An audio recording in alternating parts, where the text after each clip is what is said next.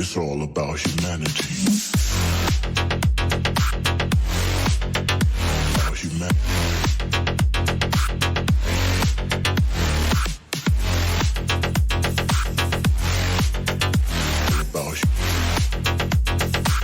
It's all about humanity. About humanity.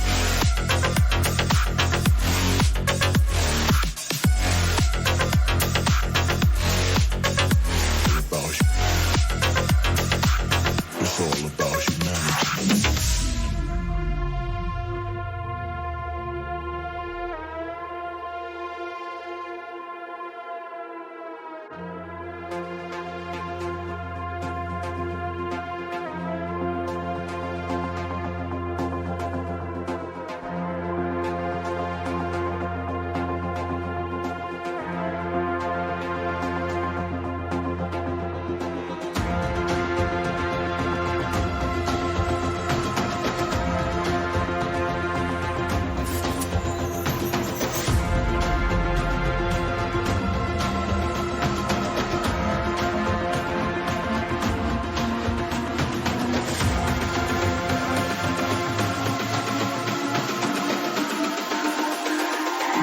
It's all about humanity.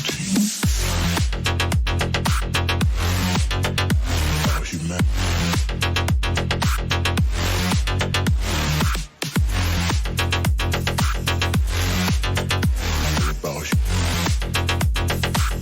It's all about humanity. About humanity.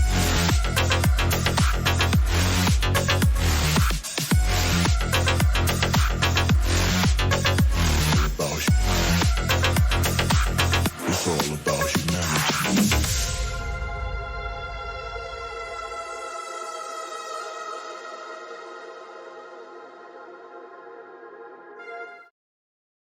Welcome to a QSL set. I'm joined by the lovely Frog, and we're actually going to go right into picks and bans because they apparently started without us. We're going in early. I see that Yeah. I'm named Top Hat on the screen. That's not my name. My name's Frog. That's okay, though. We might be able to fix that as we move on. But I know we're in for a fantastic set between the Reapers and the Apes. And Neptune, if I understand correctly, this match could have some playoff results, playoff contentions. Not for the Apes, but for the Reapers, it could.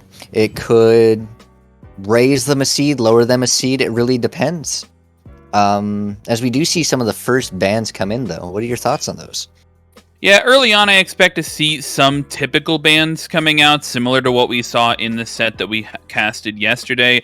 Lena was something that got banned yesterday and not picked or banned in later as we went on the set. So being valued at least first here on the bans with the Reapers is interesting to see. Other than that, though, pretty typical. We saw Kamazats have quite the day over in the SWC placement matches. So no surprise to see him and a number of other prevalent picks come out on the banning side. And Achilles, first pick for the Reapers, definitely opting to pray or to put some pressure, early pressure onto that soul lane side. Yeah, I would agree with. I do value Achilles is a very strong lane bully now, so. Which it's kind of interesting to see because when he first came out, he was also a big lane bully as well. So maybe returning back to his former glory. Yeah, and he really has that team fight presence as the game goes later on. He definitely doesn't lose value, especially due to that execute. If anything, he gains value. But the Apes responding back pretty immediately with this Gilgamesh Terra going for potentially those two frontliners. We also saw some Gilgamesh jungle today, so could see that in the jungle role, and then Huyi and Daji on the Reapers. Looks like we are actually switching sides. All of a sudden, they've switched picks. So now I said now on the left side we've got the Apes, on the right side we've got the Reapers. But coming in for this third pick, I was expecting them to go for the mid lane, considering they already had that Hunter locked down for the side of the Apes, but they choose to go for that Heimdallr, and I expect to see some mages banned out here. Yeah, maybe we'll see. I believe Tiamat's still open. I don't know if she's still in a good spot. I believe she is. I know. Trying to just go. Well, obviously a Thoth ban coming out. That did see some play today in the SPL as well. Looks like Reaper's choosing to go for those Guardians over the Mages, and the Apes already having, with the enemy already having those two frontliners, choosing to go for the Mages. But for these top threes, I mean, I'm really favoring the Apes so far, and I think it's because just primarily more of this top two as opposed to the Daji. Huyi obviously hasn't had the best win rate recently, but still remains a strong pick, and I think especially against the Heimdallr potentially able to match some of that vision ability, a great team fight ultimate, as well as the pressure coming out of Achilles. That is going to be questionable, though. Mulan coming out having a ton of pressure in her own right, so definitely going to be a force to try and be reckoned with. Maybe this Daji will be able to help out over there in the solo lane. Yeah, I do believe like the Achilles Mulan matchup. It is, I believe, basically decided by who wins that laning phase by, I think, wave number 1. On who gets to wave first, who gets that wave pressure. Yeah, definitely some early battles going on over there. Wouldn't be surprised to see an early solo kill on that side of the map. But this is the Apes finishing their draft with the double silence comp. This does not feel good to play against. I mean, if we were asking for an annoying comp and maybe some beads burn to help out this Daji to guarantee some of those pulls off the powwow, I mean, those are the two characters you would want to go with. I would agree, and silence is the best form of CC because it counters every ability. Minus maybe beads, because of course that counters every form of CC. So right, but that beads pull could be valuable in just more follow-up CC coming from the Apes. I mean, there's some good potential to see how this composition fits together. I think Huyi's ability to survive in the backline, though, gonna be key, and it looks like now, as we're seeing the Reaper's draft fill out, that Gilgamesh, I think, likely going to the... I mean, do you think it's a Gilgamesh jungle or Mulan jungle? How do you feel that, like, which one is better in your opinion? I would prefer Mulan solo Gilgamesh jungle. Like, I believe... Like, I think it was said on cast last night, but Gilgamesh doesn't strive in the solo lane as much as he used to when he first came out. I think he's more of a jungle warrior now, comparatively to someone like Mulan, who's a very good lane bully.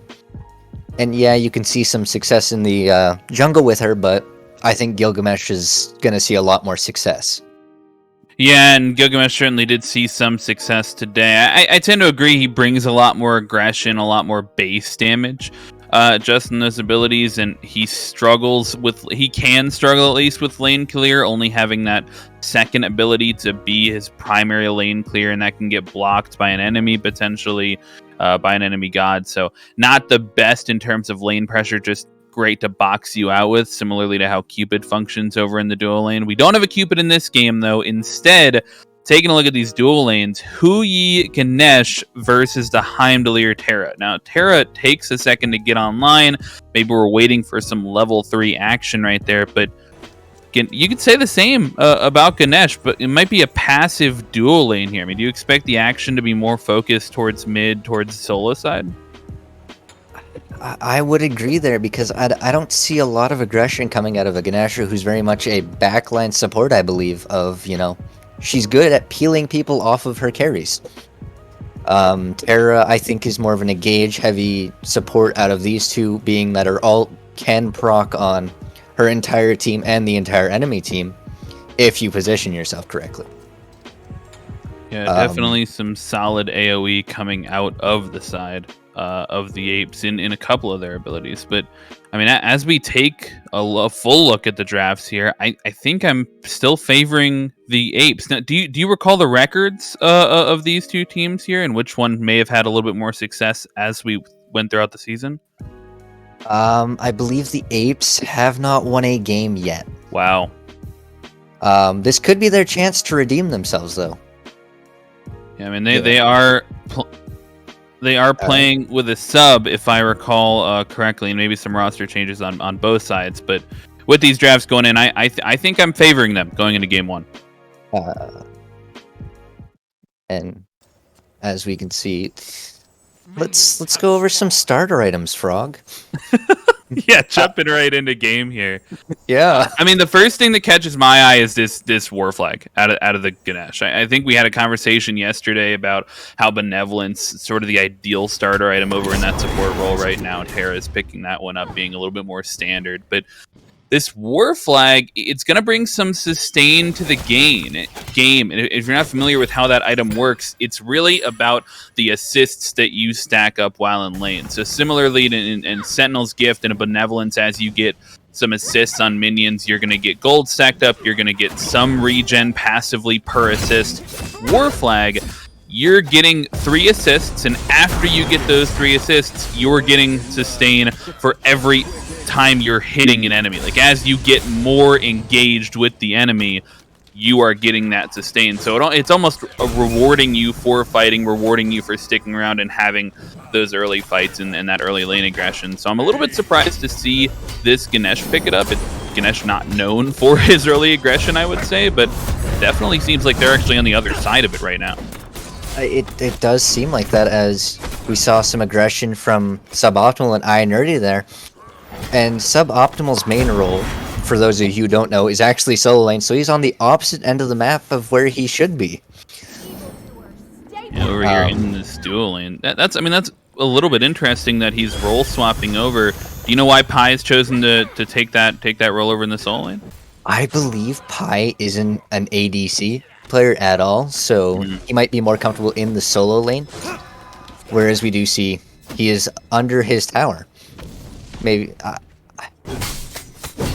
Yeah, being pushed back early on here from the Achilles, but yeah, Justin, who in the enemy jungle is actually pushing up, and he's not afraid to aggress. Mr. Pi may be a little bit afraid to aggress, but already on the board stealing some of those back camps is going to be Justin Who, and that's definitely a name that I recognize is Justin Who from a couple of these leagues. He's definitely been out, shined out to me as sort of a star player in some of these moments, and especially rocking this new starter item recently got a buff, that Eye of the Jungle. I think could be making some waves in the jungle here if he wants to get involved early over on the solo side. I would agree that Eye getting a buff, I believe now the upgraded version gives you 10% more attack speed?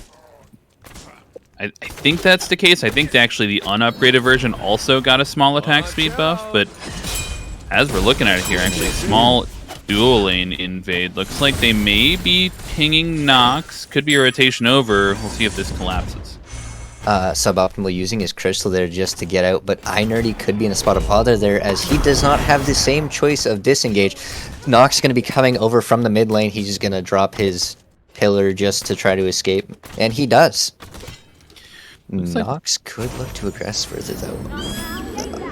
I think that may have been a dash cancel from Nerdy, but teammates not in range to follow up on that. So a good attempt, and ultimately Daji was able to soak up that XP in mid, but it's still an engagement over in the dual lane. They're looking for one more.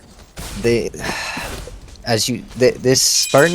war flag is actually coming into play here as they just look to aggress, and that's where it's truly going to shine right here, is these fights. The passive giving you that extra sustainability. And as you said, that Daji just soaked up that mid wave, which gave her a little bit of a level lead over Gilgamesh. Yeah, while Gilgamesh was making that rotation over towards the left side, Daji able to grab that farm, continue farming up those back camps. Gilgamesh not too far behind, obviously still on the same pace as we're starting off in a relatively slow game here, but I think it's really going to be on these junglers, either the Gilgamesh or the Daji, Justin or Omar, to get things rolling. Now that they both have those ultimates, and taking a look at the enemy relics, only 3 sets of beads, or excuse me, I'm looking at the wrong side, 5 sets of beads for the side of the Reapers. They are more than prepared for Omar to try and make an impact here on level 5, but might be the first gank on the Pi. Be looking.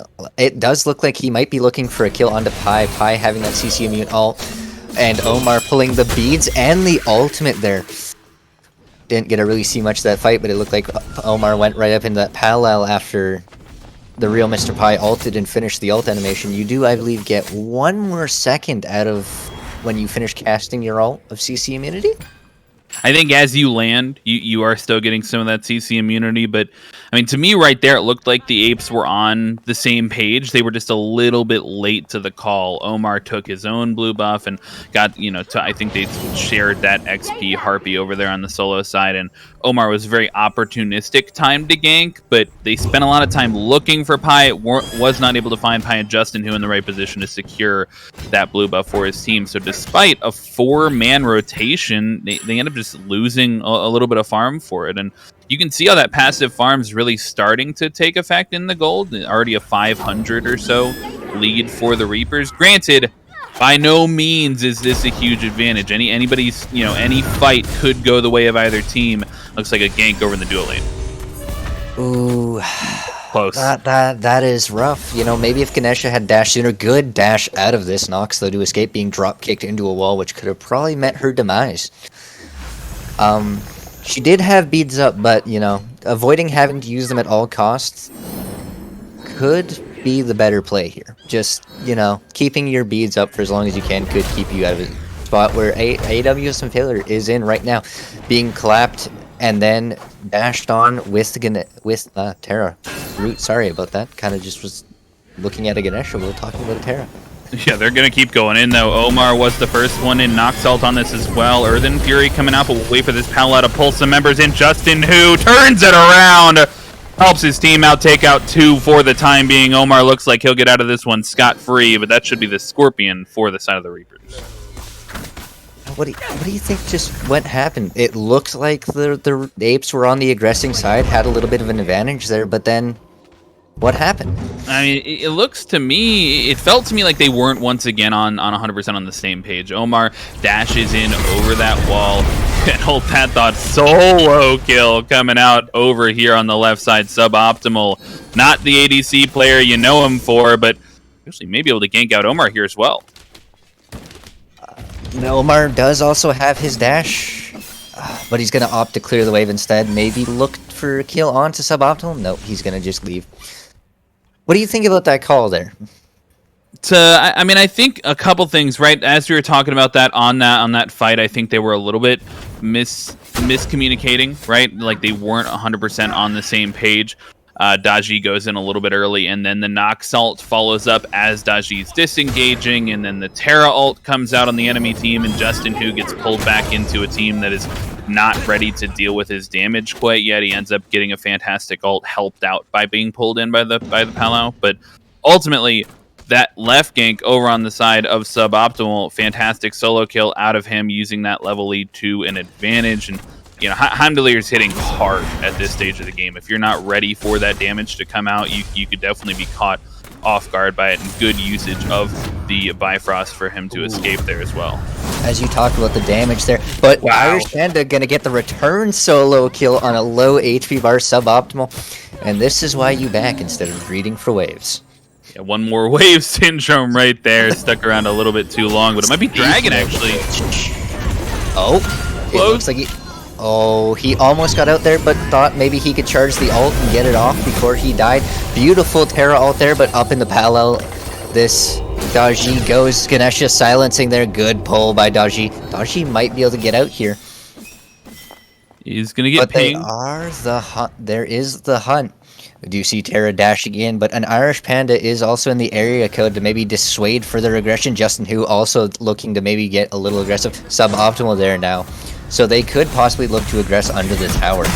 Drop kick into the wall, and it's going to be a clean field goal for Justin Hu.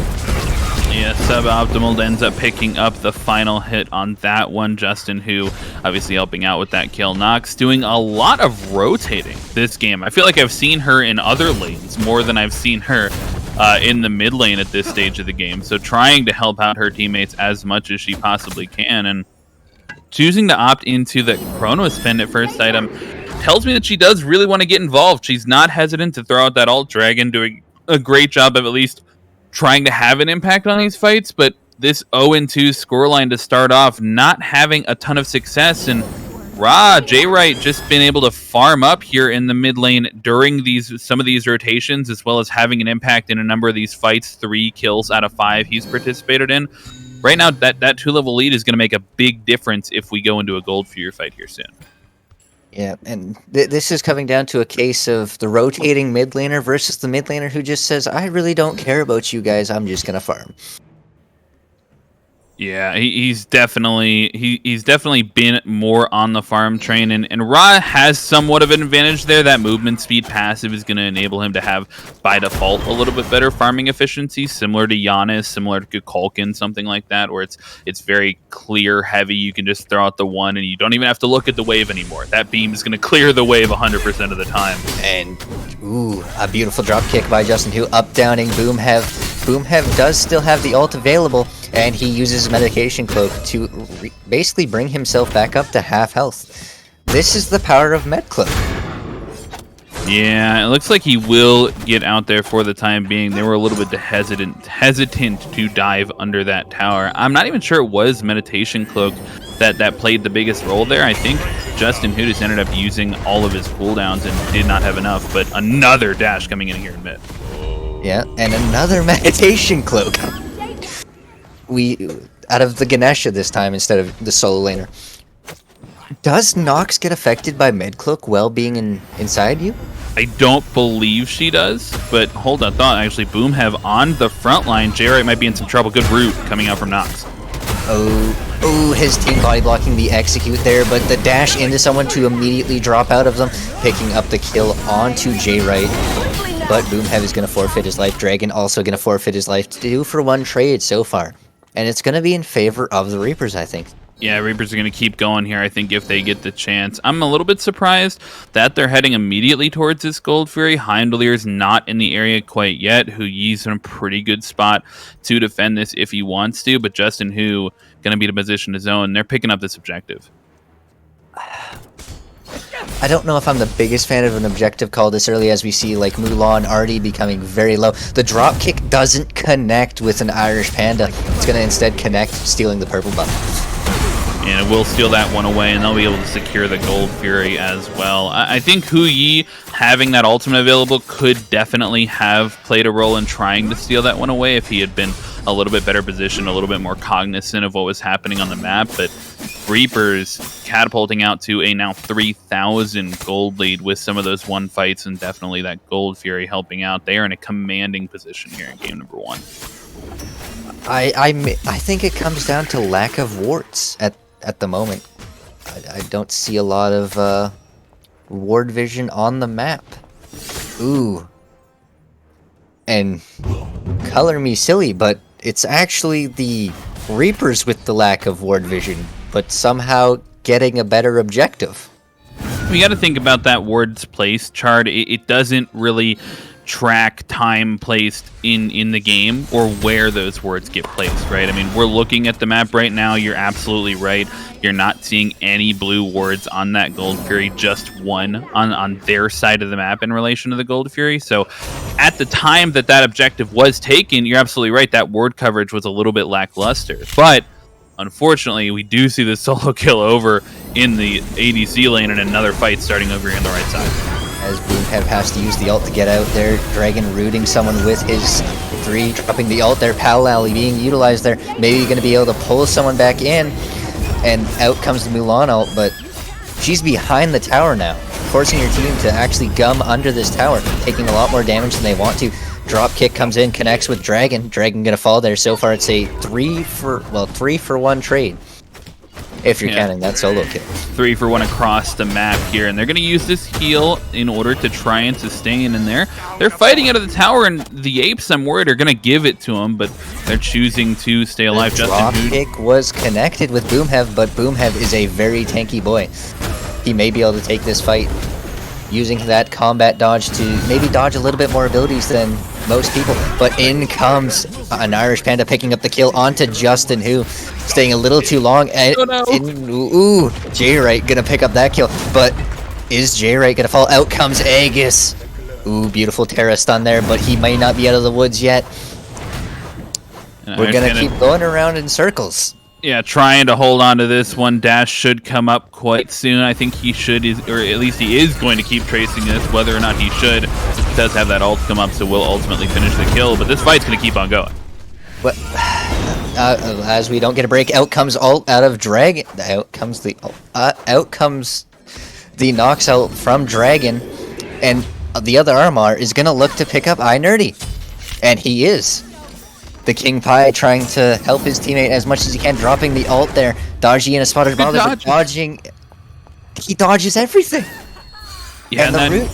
Knoxville will help him out, and the dash will get Omar out of there. Those juke shoes being put on at exactly the right time. He needed to survive that one, and so he will pick up. They do ultimately end up firing back. I think they pick up 3 members towards the end of that, so it ends up being a 4 for 3 in total, but while all that's going on, they managed to get the tier 1 tower, suboptimal 22, doing a little bit of split pushing after that early on solo kill, and they might pick up this other one, an Irish Panda stuck in the mid lane and stuck in the black and white screen.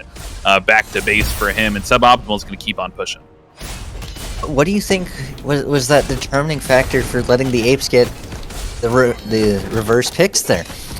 The Reapers came in strong, they got the picks there, and then do you think it was maybe and hold that thought, actually, as we do see the Nox ult come out once again. Dharmic Pillar's coming out once again.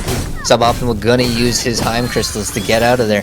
Daji coming in. Justin, who may actually fall. The root is good, and Dragon's gonna confirm the kill. Yeah, and they do end up punishing Justin Hoover, staying a little bit too long right there. It was, I think, a little bit lucky that Suboptimal actually was able to get out of that with such a long Bifrost. Is so much damage coming out right there with the Solar Beam from the Ra. Just a ton of damage. And as speaking about that fight on the right-hand side, I think they were overstaying just a little bit. I mean, they were in between a tier 1 and a tier 2 tower. Hard to do that at this stage of the game, no matter how far ahead you are. But look at these pulls back in. Terra, no beads right now. Nerdy under a little bit of pressure. Yep, and we do see an Irish Panda does have his crit online. Not as much pen as you would like to see to start the game, but he is going to still swing a little. Crit still hurts. And Irish Panda 2 levels down, but still choosing to stand up to Suboptimal right here. I think he has a huge advantage. I'm not sure how he's trying to pull the purple buff right now, but he'll be forced out. Good stun will keep him in place for the time being, but that Bifrost will ultimately get him to safety. Next objective on their eyes. Yeah, as we see Dharmic Pillars coming out once again. Raw having to use his slow immunity there, but he's gonna be cursed off and executed. Boomhev gonna pick up the kill, but the other Omar in a spot of bother, but a good jump is gonna get him out. But the chase is still on. The real Mr. Pi gonna keep chasing. Is he gonna get out of here? As Suboptimal under some duress, and other Omar is gonna fall, but he pulled 2 members away, and Dragon is gonna pick up iNerdy and the other Omar. Actually, I don't think it was. Nope, sorry. Boomhev is gonna clean up the kill there onto Suboptimal. Yeah, and that's going to be a win so far for the Apes, but they've got some low health bars stepping in against Justin Hu here. Great silence coming out of failure, but Justin Hu on the back line. Drop kick, good stun out of Dragon there to hold him off for the time being, and now it's Pi under some pressure. It looks like he's just going to try to walk away. They have the low HP bars, but Boom have a astronomical 3 levels ahead. Do you think that's what played into that fight a little? Oh, absolutely. Boomhead has got to be the MVP for the Apes right now. This solo lane rotation towards this stage in the game, he knew this Gold Fury was respawning. He chose this time of the game to be over towards this side of the map, and you can see how these graphs are reacting. They got that first Gold Fury. You can see that dip right around 14 minutes really happen for the side of the Reapers, and it's just been a consistent fighting back from the Apes. They've had some successful fights, and mistakes like those trades over on the right-hand side where they're overstaying in the solo lane. Boom have got a couple of those kills, definitely getting those assists, and now in this Gold Fury fight, they're picking it up, and Boom Hev's on the front line. Now it's going to come down to a matter of if they can zone, as we saw in the amateurs last night. They could not, but Boom Hev is going to keep zoning, and Irish Panda actually throwing his ult out, then getting back onto it. The Nox ult coming out, hitting a lot of members on that team, so maybe they don't want to continue, but ooh, they took the Gold Fury, now they're looking for the fight. Yeah, Justin, who under some pressure, forced to jump away. Will be Boom have still relatively high HP here, so he's in a position to follow up if he gets the opportunity to. Does get that dash reset, gonna look for the stun, not a ton of damage, but it's Omar on the back line. He's found his way in and will pick up one, and there's still some low health bars on the side of the Reapers. Apes want to keep going. Stunned by the Achilles there to maybe keep the aggression going, but iNerdy gonna clap dash in.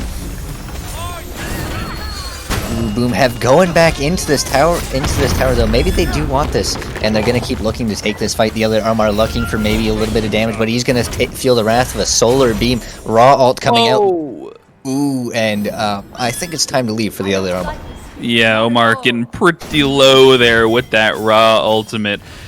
So, but does get out. They do manage to secure the Gold Fury. They manage to take out that tier 2 tower, and you can see how that's skyrocketed the gold lead now for the side of the Apes. I mean, they're 2,000 up, just like Reapers were 2,000 up after their first Gold Fury, and those charts tell the entire story. Not only are we seeing that gold difference, but a huge 5,000, 6,000 XP lead for the side of the Apes. If we take a look at those levels, you can see that's translating to a 3-level lead over in the solo lane, a 2-level lead in the support role. So both of these frontline characters, both of these tanky characters for the side of the Apes are just doing a ton of work and being able to absorb abilities, absorb cooldowns, and take damage right now away from the Reapers and trying to damage their carries. So the Apes damage is just going to by default be relatively more effective against some of their some of their players, but Fire Scorpion is still up on the map, so as much as they may want to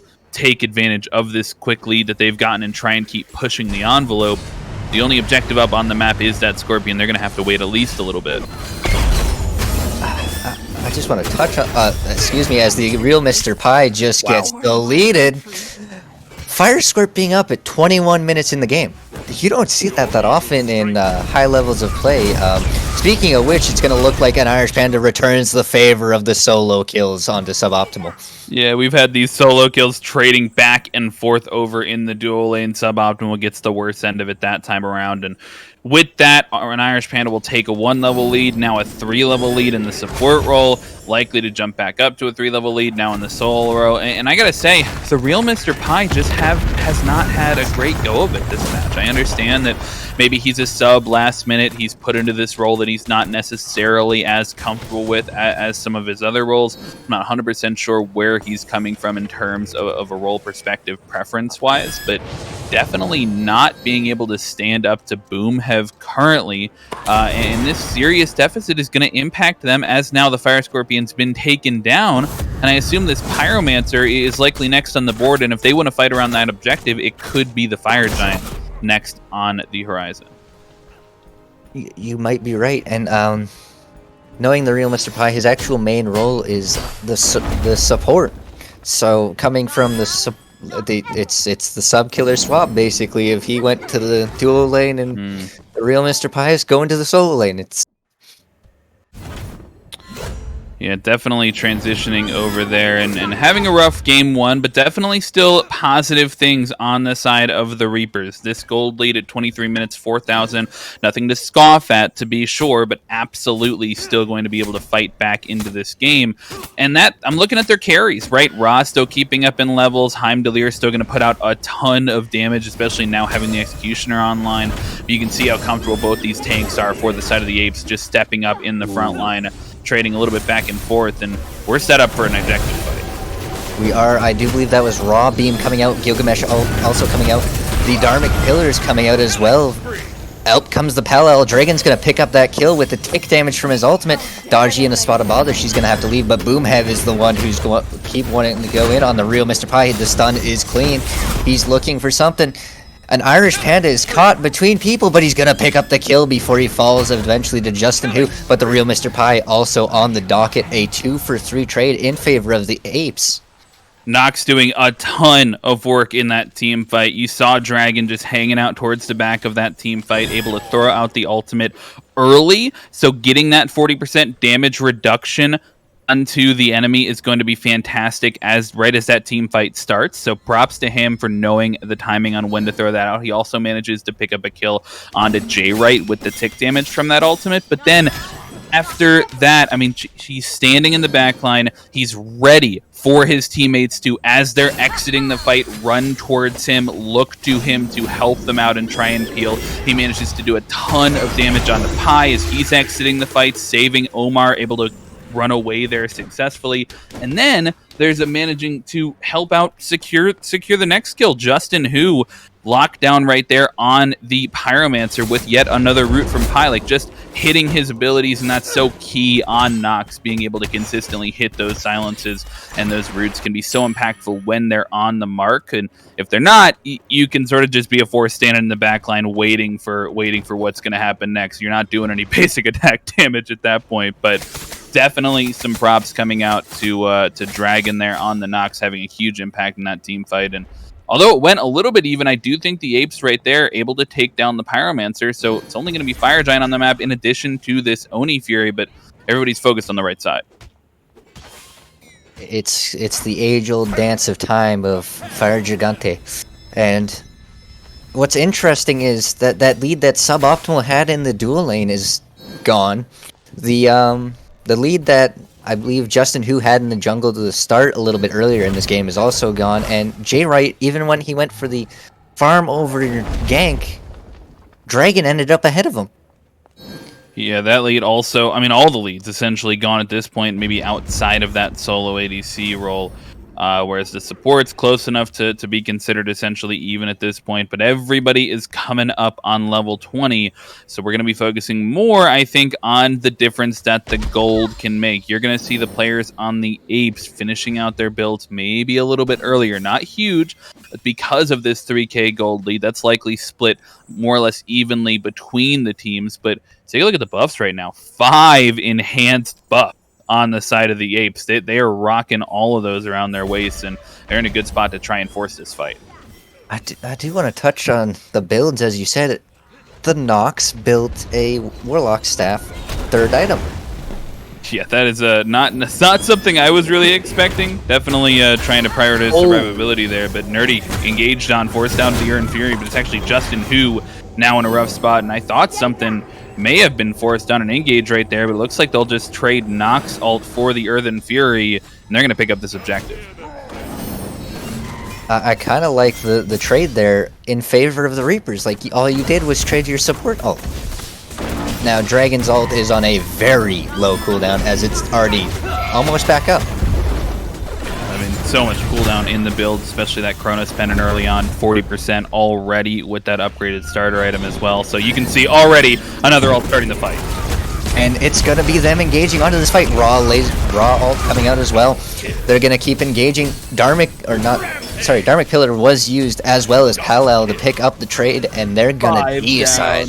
That was so fast. And it just, once again, it's off the back of Nox Dragon throwing out that ultimate early, and you just cannot compete with that damage reduction on 3+ members of the enemy team, right? So that happens. That's already a huge boon for the side of the Apes. But then in addition to that, you can see Boom have no hesitation in getting involved. He's using that lead. He's felt dominant the entire game. And as soon as that ultimate comes out, a 4-man Dharmic Pillars comes up, slows them down, allows Boomhev to get into the fight essentially for free.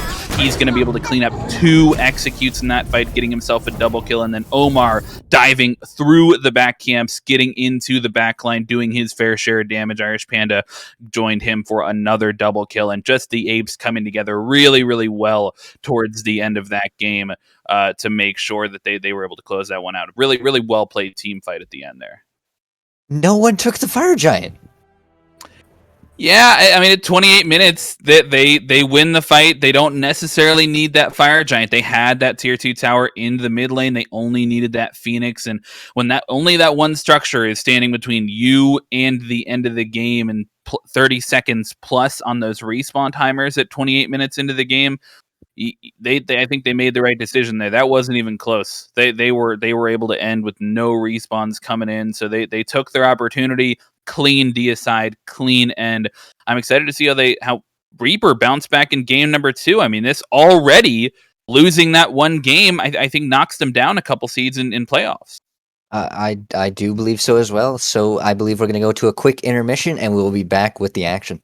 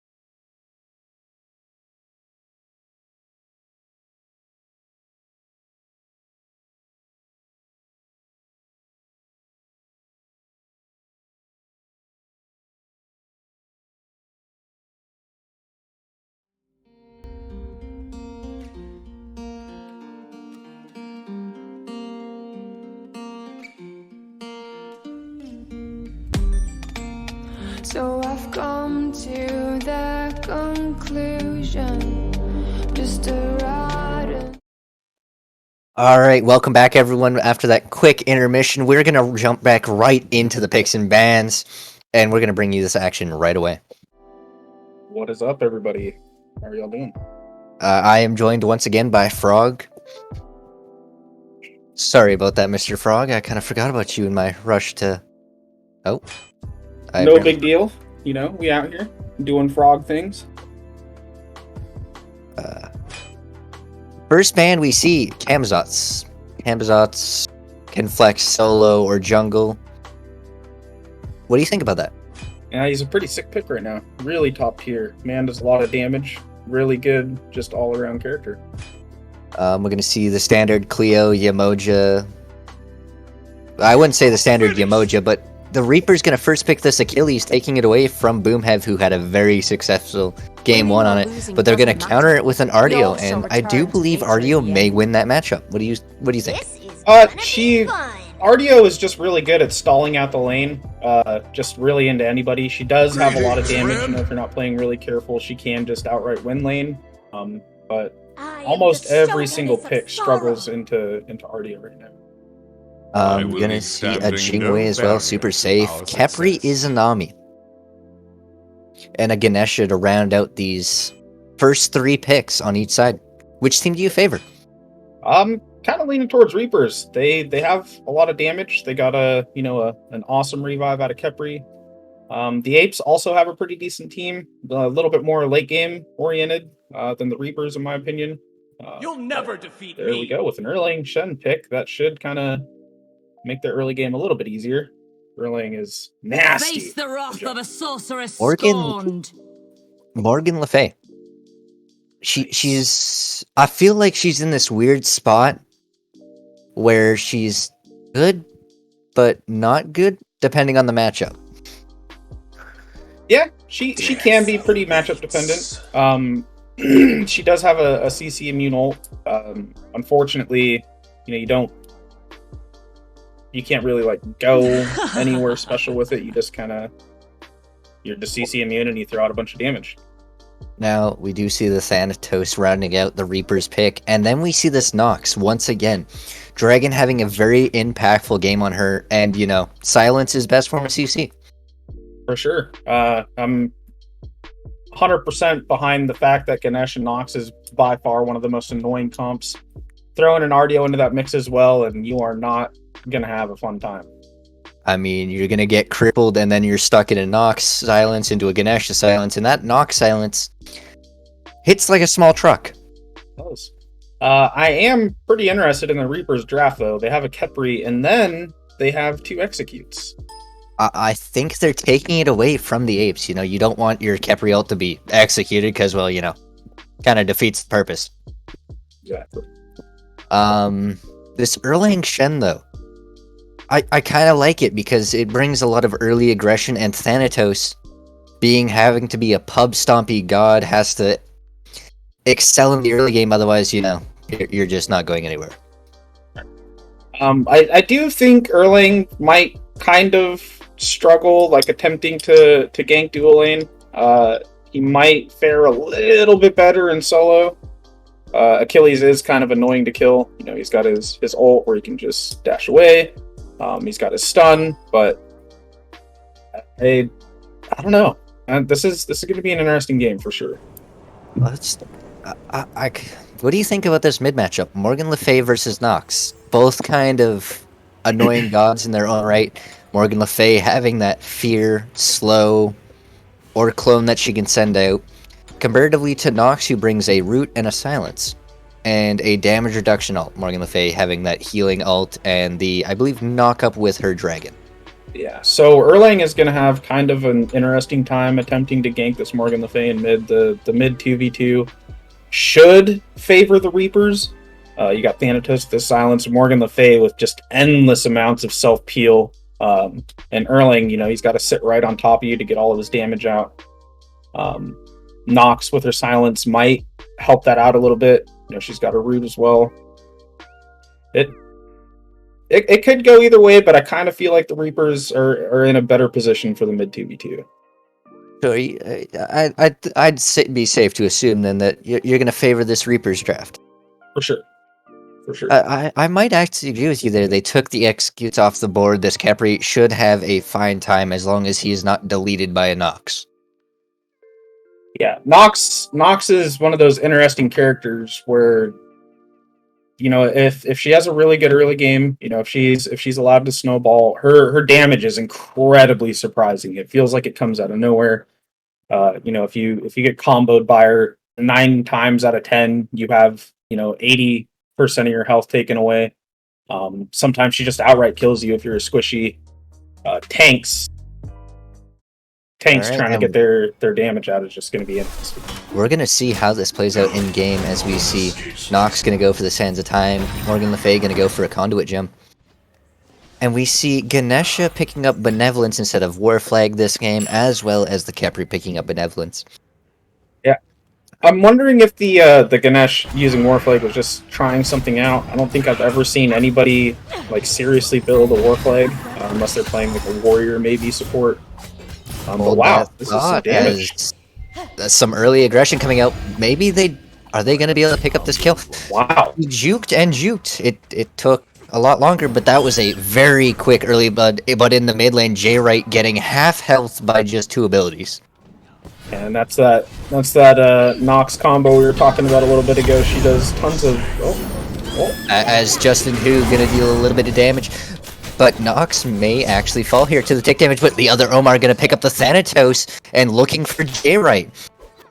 Classic case of miscommunication right there. It looked like Justin Who wanted to go onto the mid, but J Wright was Speaking of getting which, we have punished by some other aggression. Izanami in the mid lane already, but the other Omar looking to kill NMR. NMR getting pretty low. How is Dragon not dead?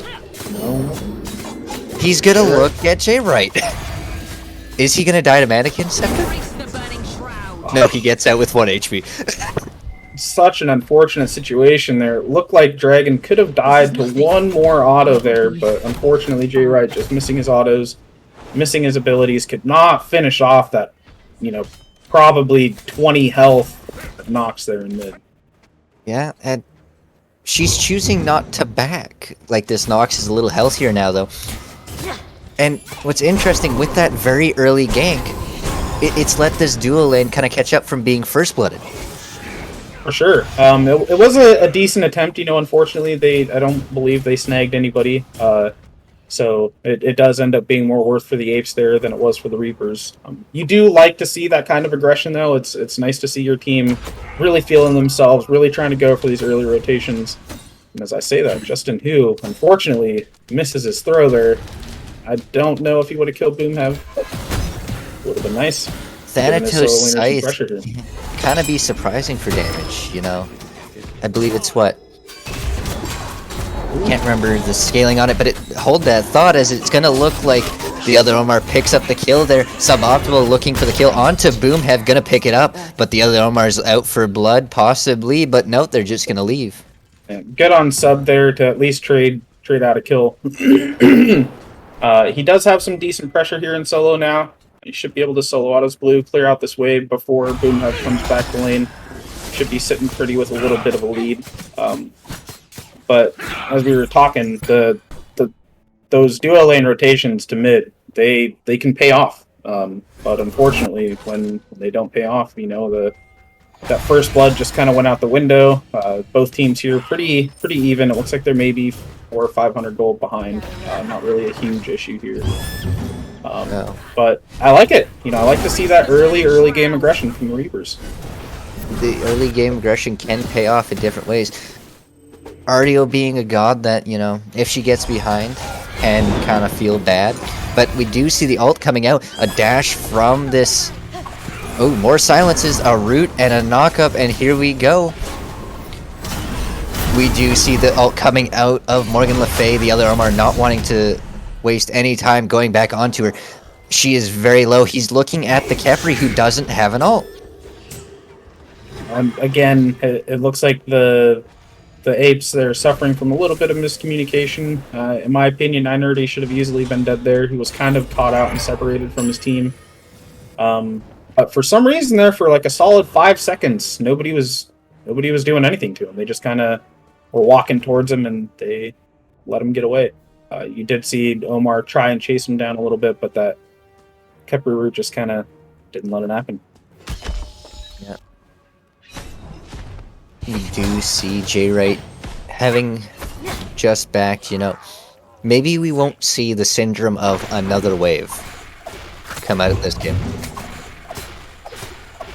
NMR rushing Shadow Steel here. What do you think about that? Oh, and he went Gilded as well. So that's interesting to me. Maybe this is the new ADC way. I think typically they go. I believe it's Death Toll. Death Toll, thank you. Death Toll into Crusher, I think is the typical start, but it looks like both ADCs here opting to go for a crit extremely early. I'm assuming Jingwei is going to the same Shadow Steel as well. Maybe it's because of this healing meta that we're in, so rushing anti-heal maybe being the play. We do see a Divine Rune very early out of this Morgan Le Fay. We do see RDO dashing in, but Suboptimal stopping that right then and there. But a taunt in from the other Omar, gonna look to get some aggression on, as we do see a tower dive coming out. Suboptimal could be in some trouble, but Thanatos execute is clean, but the other Omar getting very low. And this is a very good turn fight for the Reapers. Dharmic Pillars coming out to try to zone away from Dragon, forcing the attention onto AWS and Failure. Justin Hu gonna chase here. Looking at that blue buff now. What an insane turnaround. Suboptimal baiting for his team so hard there. Erling ulted. Maybe they get the kill there if everybody doesn't show up, but that was sick by Sub there. Sub just baits everybody in there. His team gets a few cleanup kills, and now Reapers, I feel like, are pretty solidly in the lead here. They got a nice little 1,000 gold lead. They should look here now to set up for cleaning up this gold Scorp, maybe even clean up the fire Scorp. They'll start getting some objectives looked at, and they should continue to just steamroll. Jingwei going Wind Demon instead. Maybe she wants that early RNG power spike. Most ADCs, I think, would have at this point 1,000-ish HP, give or take. But Iron already gonna tower dive here. Jingwei gonna use her ult to go in, but the other Omar shows up and he's looking for vengeance here onto his teammate. But it might be NMR in a spot of bother. He's used his dash to get away. The Kepri root is clean, but it's Ganesha damage. The Kepri revive is good, but he's back into combat. That was Dragon sick. Picking up the kill, that the Thanatos using his execute there to engage, picking up the kill onto Dragon. Morgan Le Fay using her ult there for a little bit of damage and some little bit of health sustainability. Thanatos blinking in onto the other Omar and picking him up. Again, the Reapers with these rotates and these trades are coming out on top every single time. Just when you think the Apes are making a really great play, the whole Reapers team shows up. Thanatos had a really nice ult on 3 people over there, over by the Draugr, cleans up Dragon, and they chase down Omar, clean him up as well. The Apes, they need to be careful here. If the Reapers continue at this pace, they're very quickly going to get left behind. Yep, already having I'm close to I think about 3k gold lead, sorry. I was going to give him a 4k gold lead, but read the numbers a little and then tried to do math on cast, and, brain just no compute. Yeah, at this point, I think Sub just cleans up a few waves. Backs, they start to group up for gold over here. They do have a few level leads in a few of these lanes here. You can see we got almost a 3k gold lead, but we're looking at a 2-level difference in solo, 2-level difference in support, a 1-level difference in ADC. I think that they get some wards placed down over here by gold, get set up for this gold, and it should be an easy objective for them. Yeah, and we do see the ward vision here coming out of Reapers. The Thanatos, you have a free ward. How do you only have 1 ward placed? And as you can see, that Erlang definitely taking advantage of his free wards. He has 3 placed as opposed to the Thanatos' 1. The part that I'm interested in here is somehow this Jingwei is.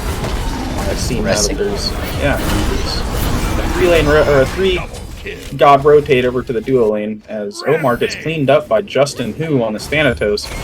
This is not what you want for the Apes. This Thanatos is 5-2 already. Man is gonna snowball out of control as they pick up the Gold Fury here. Happy to see. Good call by the Apes there, but AWSM failure gonna fall, and Dragon just left his teammate on the Gold Fury. He's gonna. What's happening? They're throwing themselves at NMR. Thanatos blinking in for the Scythe, and he's gonna clean up the kill. Now they're gonna pick up the Gold Fury. NMR very low. I liked the Gold Fury call by the Apes. You know, maybe if they had stuck it out and, you know, just went for it instead of trying to commit onto NMR. I don't know. NMR had his ult up. He does have crit. You know, he's probably not going to be critting very hard. I doubt that he's critting over, over 200. 200 may even be a stretch at this point in the game. However, the Apes did make a good call, just a little too late. I think they had the opportunity to pull it a little bit sooner. As you saw, it was pretty low before NMR showed face over there. NMR just in an awesome position, cleans up 2 kills, pulls them off the Gold Fury.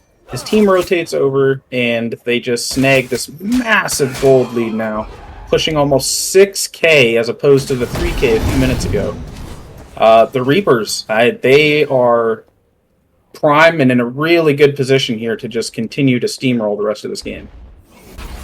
As long as this Thanatos keeps his heading, because I do believe that this team could live and die with this Thanatos being ahead or behind, because it could come down to a very fed Erlong Shen, and we don't like those around.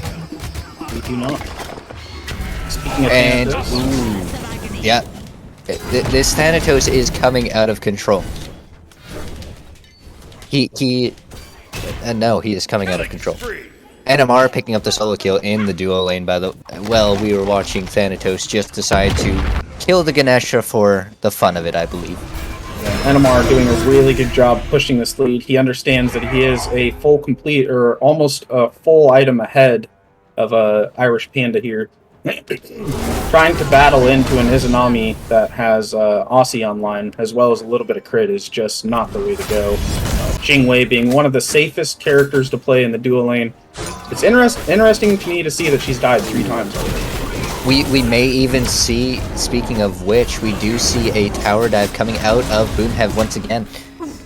Now, I feel like this RDO and iNerdy picking up the kill. There's so much action going on, but I feel like this RDO being behind is not good. Yeah, she does have 2 physical items built up already, as opposed to Achilles, Blackthorn, and Genji's.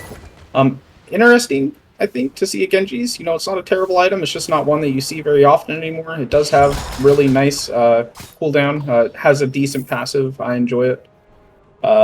However, I don't think we can really argue as to what Sub's building at this point. This man is just really confident, really comfortable in the solo lane as opposed to ADC.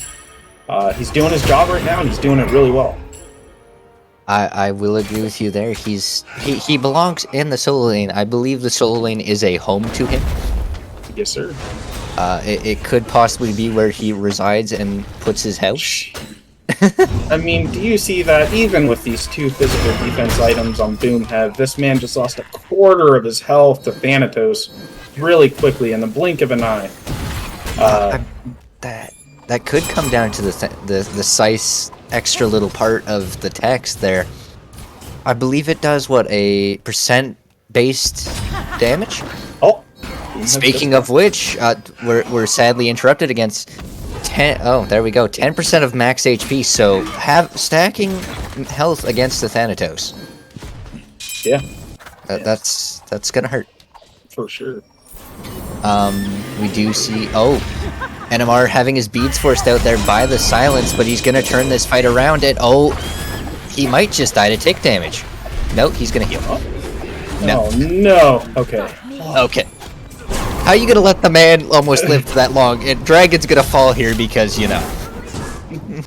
Again, as we were talking about earlier, the Apes, you know, have these solid picks, but every time it feels like the Reapers are always in a really good position to trade out these kills. And as I say that, Irish Panda gets cleaned up there by J-Right. Thanatos is going up. He's gonna pick up a kill. Yeah, I mean, the Apes at this point, I struggle at thinking what to recommend for them at this point. You know, maybe ward up gold, ward up fire, just sit back, do your back camps, group up a little bit. I mean, even attempting to face check at this point, any of these objectives, I think, is going to end up working out in the Reapers' favor. This is the issue with this Reapers team, man. Like we were saying, you know, if they snowball out of control, it's gonna get out of control, and boy, did it get out of control fast. Yeah, you have the Thanatos who relies very much on snowball, because I think we've seen it in the SOC. I believe there was a cast where we saw a pacifist Thanatos run, and this is not it. But Thanatos up in the air once again, looking for another victim, but he's just going to go back towards his team. Yeah, I can't argue with that. Thanatos ulting into 4 people, even though he's this far ahead, he probably would do some damage. And for the other Omar coming into the team's backline, but Thanatos going to be the one to pick up the kill there, as the other Omar looks for a kill, and make it a double for Thanatos, maybe even a triple.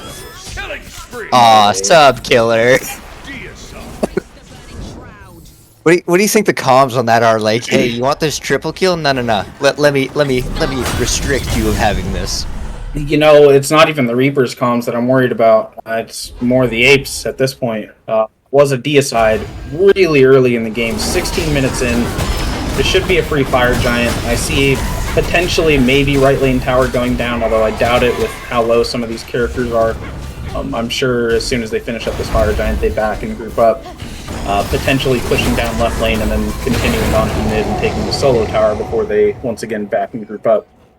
The Apes, you know, you gotta put some soft defenses on these towers potentially. You know, don't die to protect a tower at this point. If you do, it's probably a GG.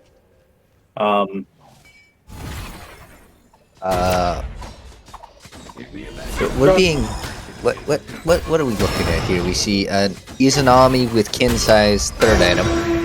You know, if you're stacking health, you know, you already have to worry about a Thanatos side chunking you. Right. But now you have an Izanami to worry about too. Yeah, with the Kins here on this Izanami, she's gonna be smacking the ever living crap out of these frontliners. As you can see, Ganesh here having a Sov. It looks like RDO is going into possibly a Bulwark or even a Pest. I doubt it's a Pesty, but it could be. You know, these Guardian frontliners are going to have tons of health, and with a Thanatos and a Izzy with Kins, that health is going to disappear. Another item we do see is Soul Reaver. Yeah. So HP bars are not lasting very long if you have a lot of HP.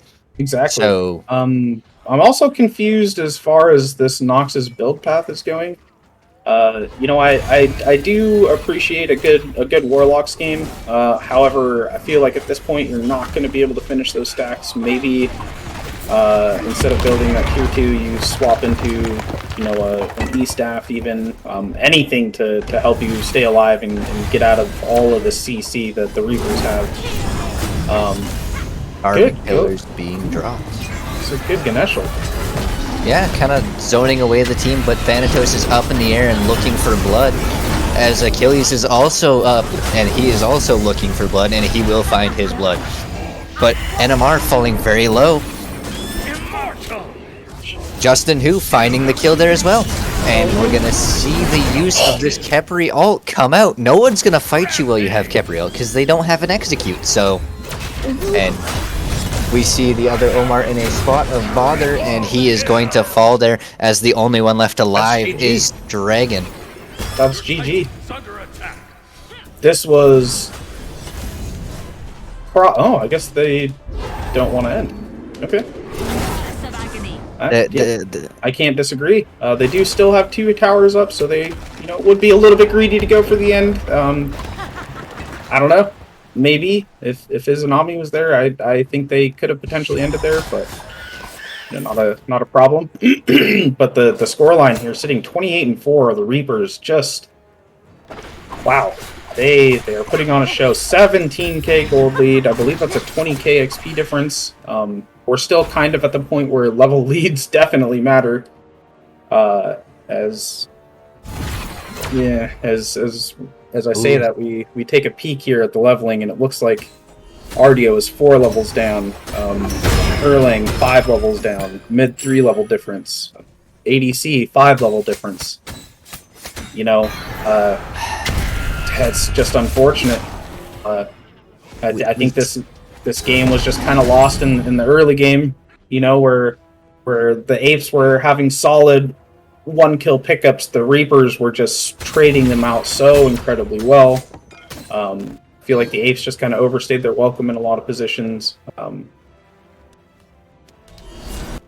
Just solid play by the Reapers here. Really solid. Yeah. I think part of it comes down to when they chased after a Achilles in the solo lane. Yeah. I think that's where that may have been the stick that broke the camel's back. For sure. That baiting done by Sub, getting, I believe it was 2 kills for sure. 2 kills and he didn't lose his own life. So, as we do see, the other Omar gonna die. Just instantly. You get smacked by an Izanami, and what do? Nothing. Ardio is just in a bad position. She got just, as we just saw, she got chunked once again. Like, what do? Wait. Yeah, what do you do in this spot if you're the Apes? Do you say go next? There is no go next. Oh wait, there is. The Apes won the first game. You're right. My bad. Yeah. 100%. I believe 5 minutes ago, if I was the Apes, I would have been thinking what to do in the next game. Definitely don't overextend and tunnel vision on getting kills. Getting somebody to back at any point in the game is just as good as getting a kill. You definitely put those lanes behind, forcing them to back. Grab all their XP, grab the waves, grab the back camps. Thanatos is going up once again, and he might even look to kill this other Omar. And he's on his godlike. He is 13-9, and Thanatos just doing what Thanatos does best. If he is ahead, he wins. And we do see J Wright picking up a kill there. This is game. This has got to be game. There's no way this isn't game. As we see Justin Hu pick up a kill onto Drake Capri. Yeah, classic case of just getting snowballed on. I think that was by far one of the most out of control snowballs I've seen in the QSL so far. As far as me casting them, the Reapers just they looked insane. That was so dominant. As we go through the details of this game, we see a 14-2 and Thanatos. Yeah.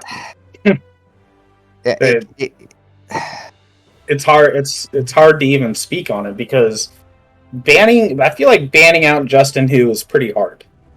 Almost every game I've seen Justin Hu play, it's been the Gilgamesh. Did they ban the Gilgamesh? I didn't happen to see their.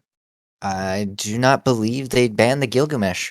Okay, so even if you do ban the Gilgamesh, you're still going to have to keep an eyeball out on the Thanatos, and if Justin Hu is allowed to replicate that performance that he just had, I don't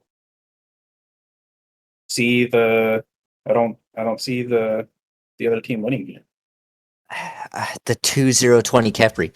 Do you ban the Kepri so the team doesn't get a second chance at trying to just run at you?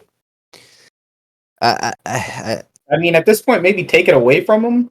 Ban the Thanatos, ban the Achilles. Have a guaranteed resurrection, I guess. But then now you're going to have to start looking at NMR's god pool. I know Nerdy is pretty comfortable on a few different gods. Kepri, obviously not his one and only go-to support pick. This is interesting. Watching this Reaper's actual starting roster here put together is fun to say the least.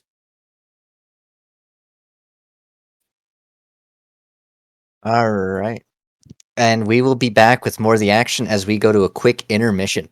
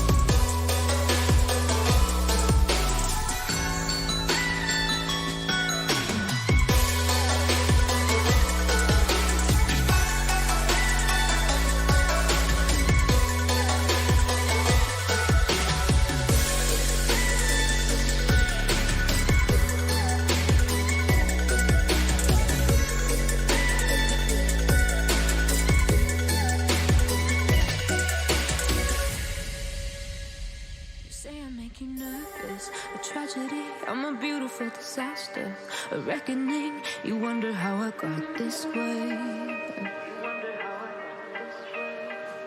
You think I'm someone to be saved, someone to clean up and tame. Oh, some things never change, never change.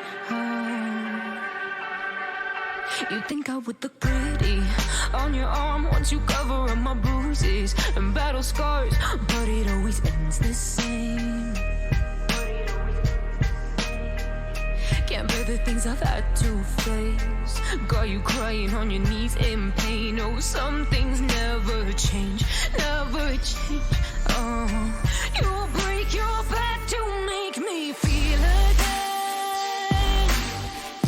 Suffocate to make me breathe again. Lose your mind from endless pain.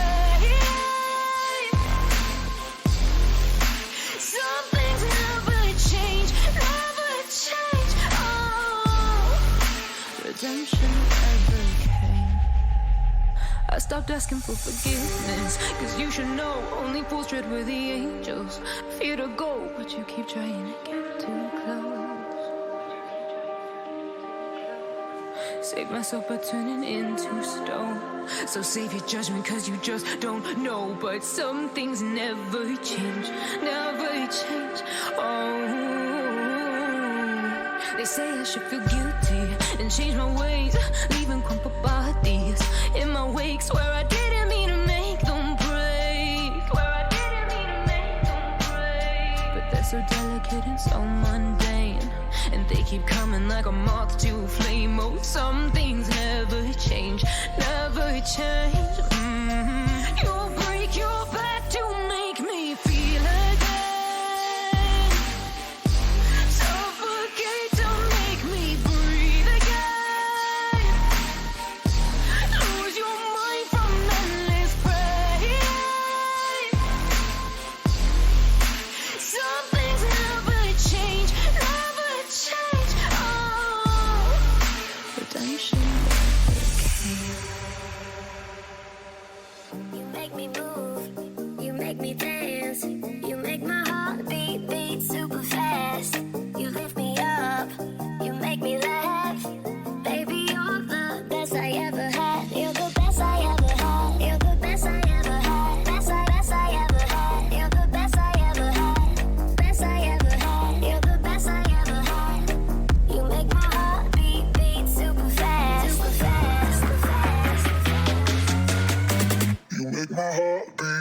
super fast.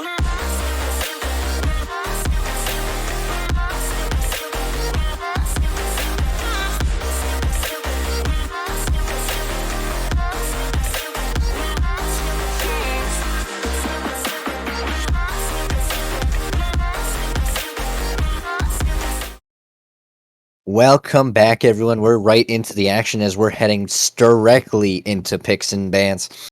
They are firing them off quick. Yeah, I'm sure the Reapers are just ready to continue that steamroll. And the Apes, hopefully they get into a good mindset here for this game 3. We'll see what happens. Well, it looks like they ban the Cleo. They take away the Achilles from Boom. Both of these soul laners have proven that they are very comfortable on the Achilles. For sure. Ooh, and an Odin ban. Okay. RDO being banned out, you don't... RDO, very annoying. Incredibly. All of her abilities are pretty spammable. Now is They're the just super time. annoying to deal with. She's got a cripple, she's got I Your believe it's a time stun, has she's got come. long range root. Just an incredibly annoying character. Nike, we have Soul, Nike, Hercules, the Morgan, and Terra. Soul, Hercules, Terra going to be on the side of the Apes. Hercules, Tremble beneath is he the still waves. that solo lane bully that he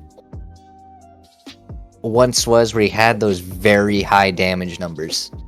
He's definitely not even close to what he used to be. When they nerfed his passive, it hurt Hercules pretty badly. He still does have solid, CC.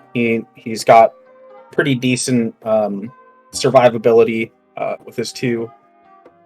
He's just he's still solid. He's just not the greatest character. I'm actually pretty interested to see how this is gonna go for the Apes here. You don't see Hercules picked up very often. But what I am interested in is it looks like the Reapers are hovering an Arachne pick. Arachne, I know she's one of those gods that's known to not do well in competitive Smite. And I think the main reason for that is because of her ult. But instead, it's going to be Una Reverse, and it's going to be an Uller. Okay. So we don't got to be worried about an Arachne being picked up. Yeah, the Reapers team comp is pretty interesting to me. Pretty heavily favoring the late game.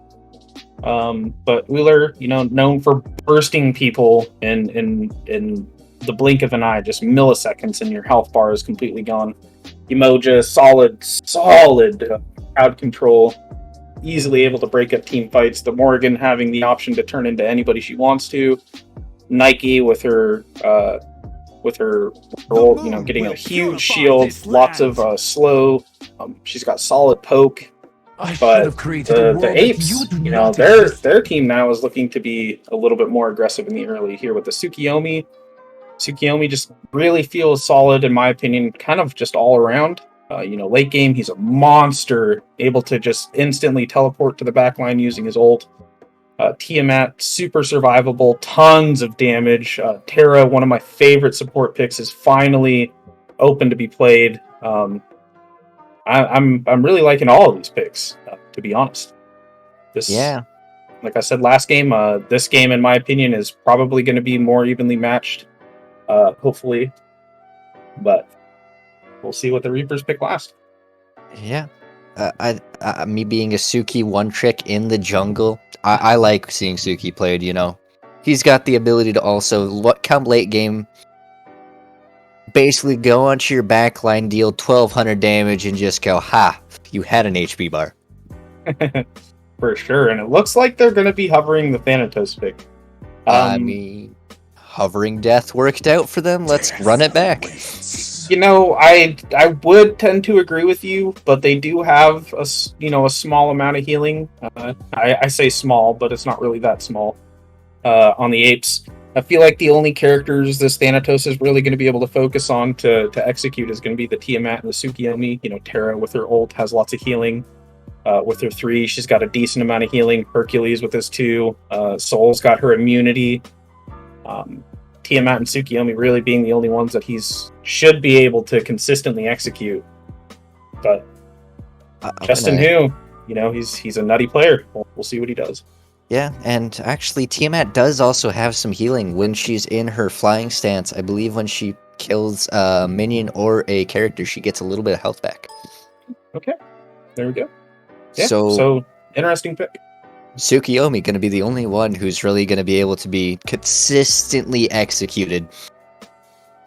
Yeah, nothing more annoying than trying to get an execute off onto a character and they heal just enough to get outside of that execute range. Boy, is that annoying. Oh yeah, and when you come flying down in the middle of, 3 of their team members and your team is nowhere to be found, it's a lovable experience. For sure, for sure.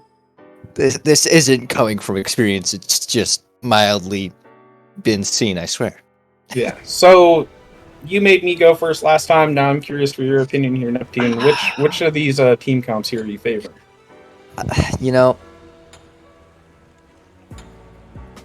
I kind of like the Apes just for the Tiamat with the split push potential. The Hercules is going to be able to heal himself out of execute range, Terra healing, soul immunity. But maybe this Morgan is going to come into massive play, being that she can turn into anyone. So she could turn into the Terra or the Thanatos, and you get Thanatos ulted twice, so Yeah.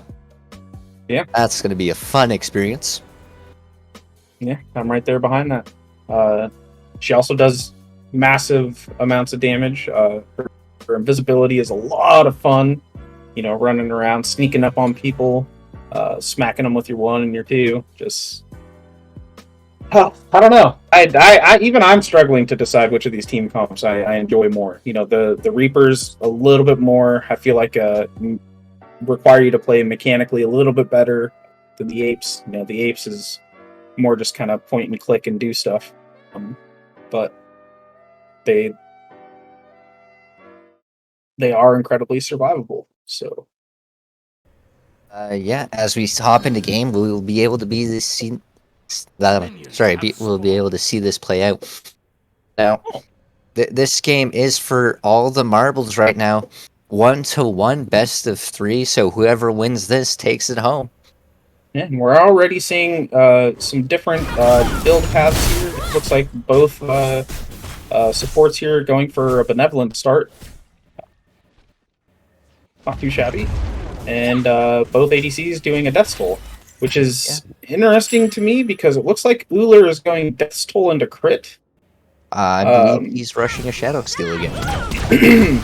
Yeah, like we were saying before, Shadow Steel, a little bit of early anti-heal is pretty nice. I don't think I've ever built anything on Uller besides, loads Power. and loads of ability damage, with the occasional tiny bit of attack speed put in there. But it looks like Justin Yu Thanatos is looking for the early cheese gank, but, not finding anything, so he's just going to opt to go to the mid lane, which may set him back. Yeah, and the unfortunate part is that now J-Right loses a lot of mid lane pressure. They're going to lose both XP camps to the Apes here. Not terrible, but it also looks like they're just going to rotate over and grab the Oracles as well. So the Apes already in a much better position than they were before.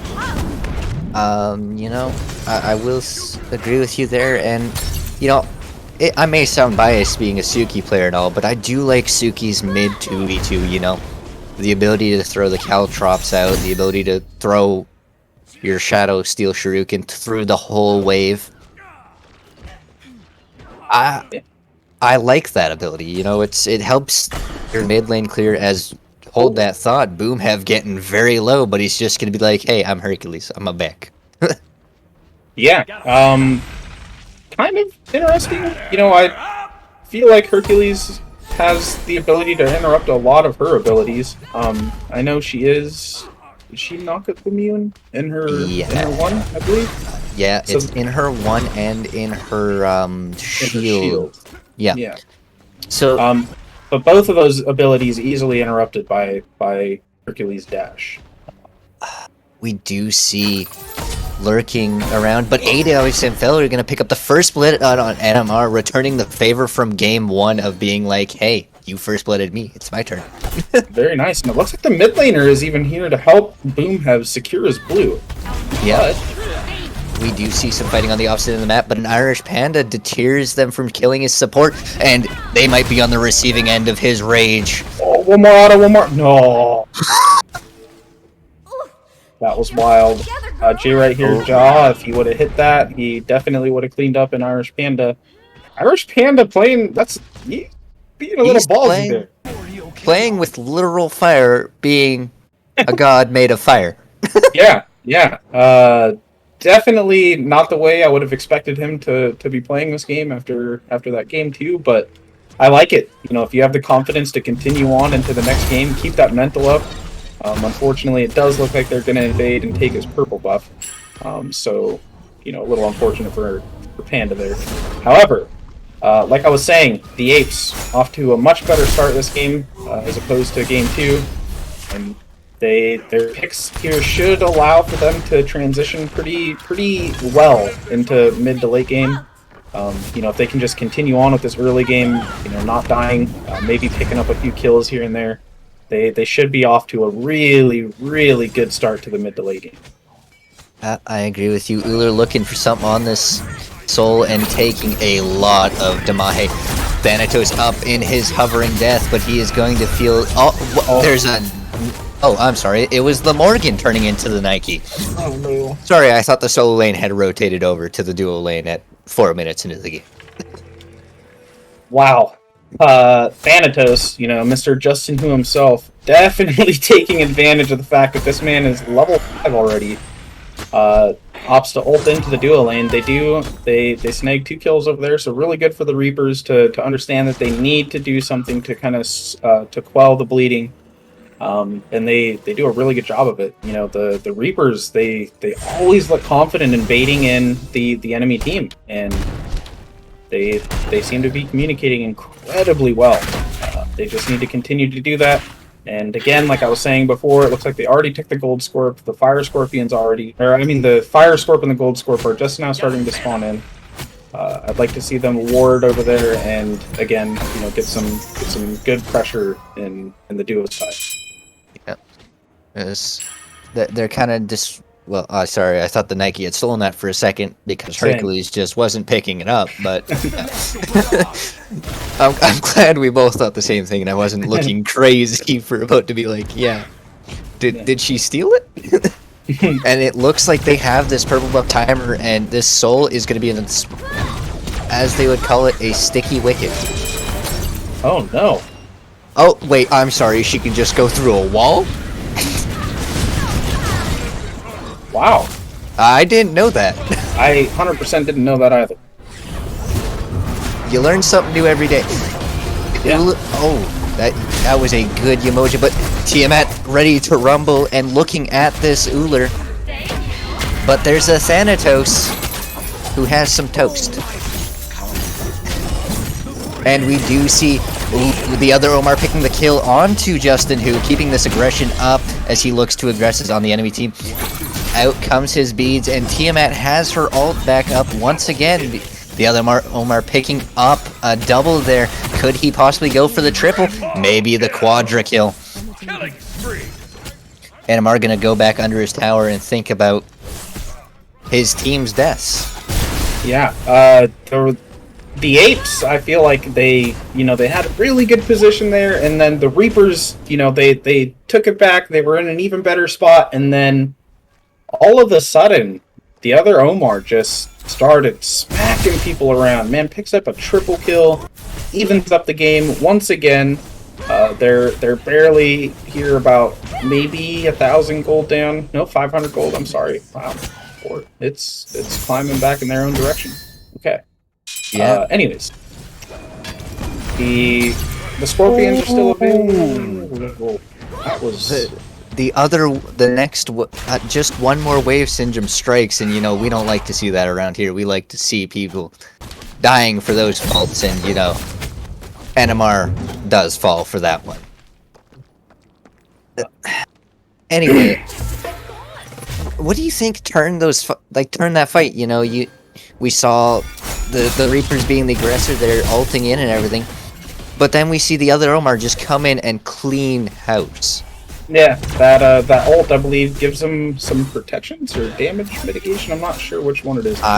It's damage mitigations, I believe. I'm Yeah. gonna need know my it- production to hover the ability real quick, like for us. I know it also doesn't last a super long time, but clearly it lasted long enough because it didn't look like he was taking any damage, and boy was he putting out some of his own. Yeah.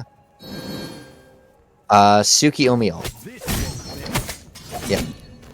Yeah. Piercing Moonlight. Each beam can, after firing, all being charged for blah blah blah. 20% damage reduction.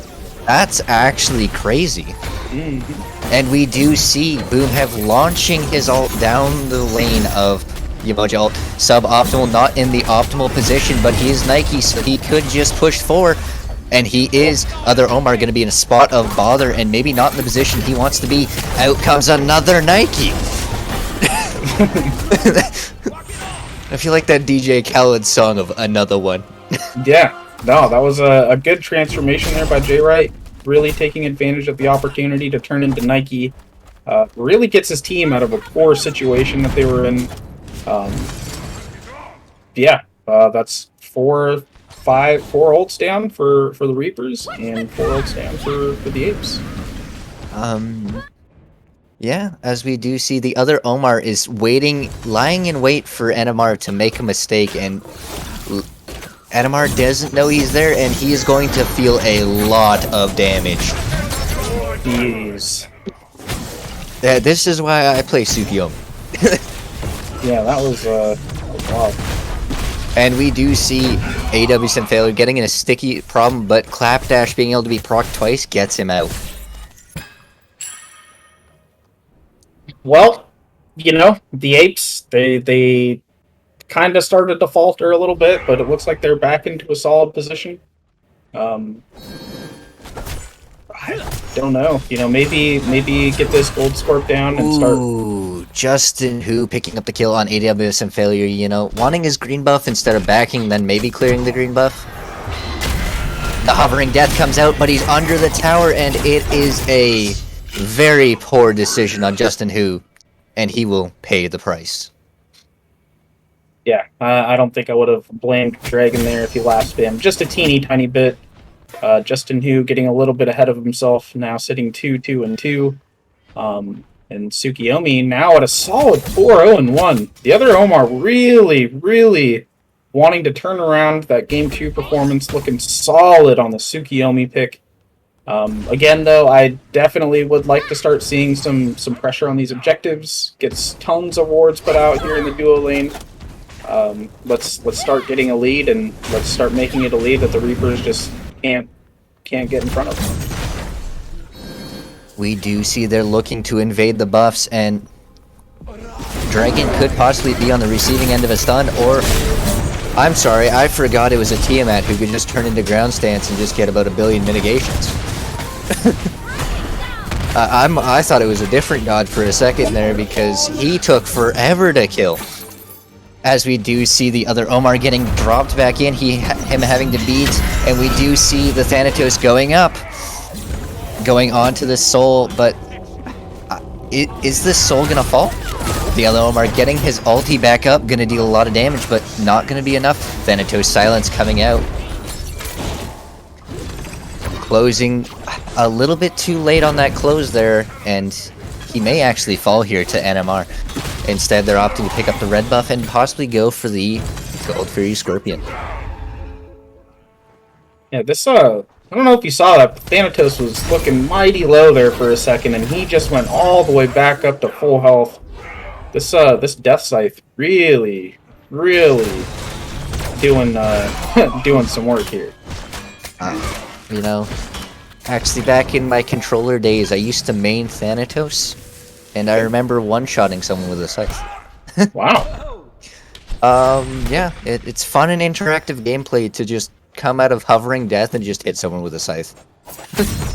But with all these kills going on, all these buff invades going on, it looks like the only significant level difference here is out of the support. As I say that, awesome failure getting picked up, and now it looks like Justin might be in trouble. Cancel that, he's Thanatos. And we do see another one. Saw it coming. He was like, I think I know what's gonna happen here, and lo and behold, there's another Thanatos going up. Yeah, you definitely can't blame Jay right there in that situation, wanting to jump in and get rid of this Tiamat once and for Speaking all. of which, the Damahe coming out of NMR, but he's gonna feel the return wrath of the Damahe out of Soul. All his abilities are on cooldown, and guess who? It's the other Omar picking up the kill there. The stun is clean, the double stun is clean as well, but no kill. And that's not too shabby. I definitely think the Reapers here maybe pressure out Irish Panda, but it does look like the whole Apes team is starting to rotate over here to this Gold Fury. They need to be very careful here. Slapdash coming out as well, Yamojo coming out, and it looks like J-Right's going to fall, and there's a Thanatos looking for a kill, and he'll find it. Oh, AWSM failure ult coming out, but Boomhav's over here now, and he's looking to rumble with iNerdy. Slapdash coming out once again, the stun is clean, and we will keep looking for this fight, but he's going to launch him under a tower, maybe not realizing that it's displacement that he's looking for. Okay, the Apes, they're... Oh, just hang never on, out of game. someone has Emperor's armor, and I do believe it is the Tiamat. That's wild. What? Oh, what? What? I didn't notice it till they were diving the tower. Boomhav looking for some more, and it might be the downfall of him, but cancel that. He's a Hercules who just pushes 3 and heals.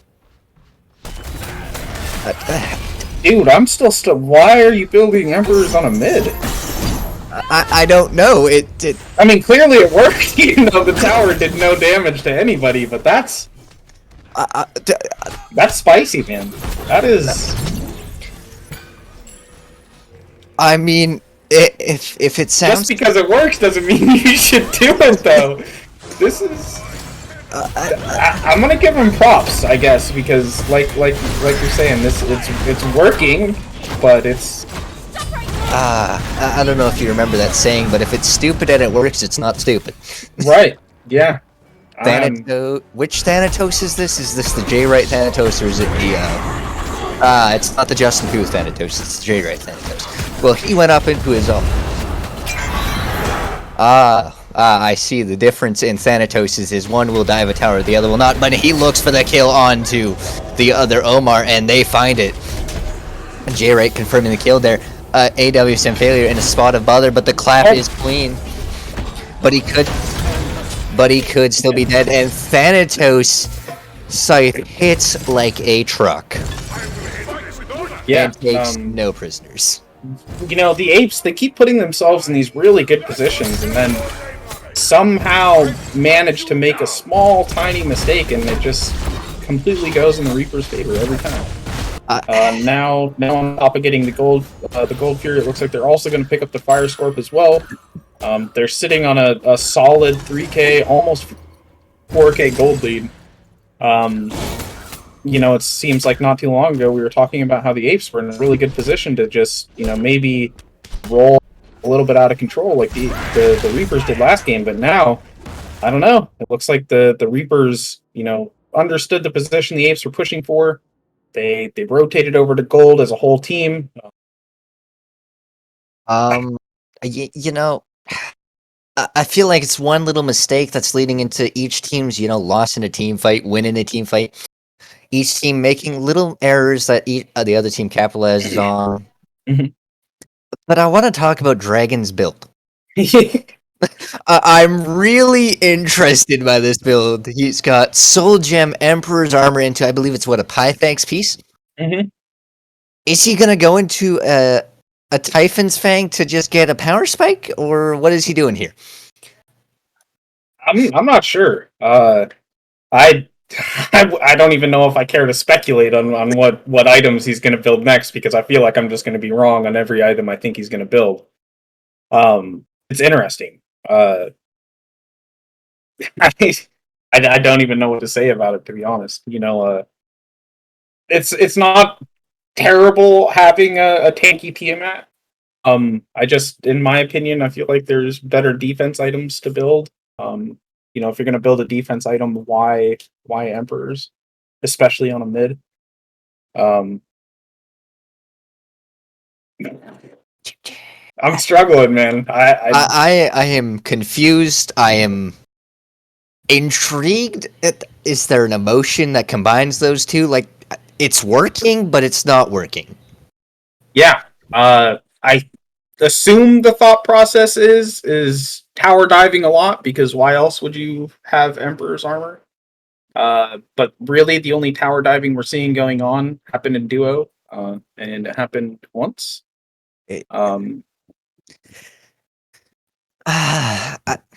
Maybe this build works out for him. I hope so. Yeah.